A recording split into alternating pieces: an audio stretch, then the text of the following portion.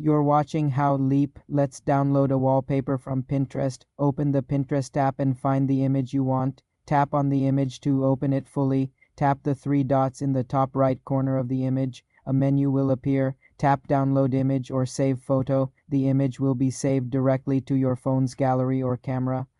Roll. If you don't see a download option, take a screenshot.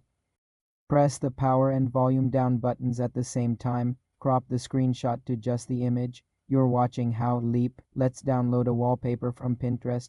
Open the Pinterest app and find the image you want. Tap on the image to open it fully. Tap the three dots in the top right corner of the image. A menu will appear. Tap Download Image or Save Photo. The image will be saved directly to your phone's gallery or camera roll. If you don't see a download option, take a screenshot, press the power and volume down buttons at the same time. Crop the screenshot to just the image. On a computer, right-click the Pinterest image and select Save Image as. Choose your download location. For more simple tech tutorials, subscribe to the channel.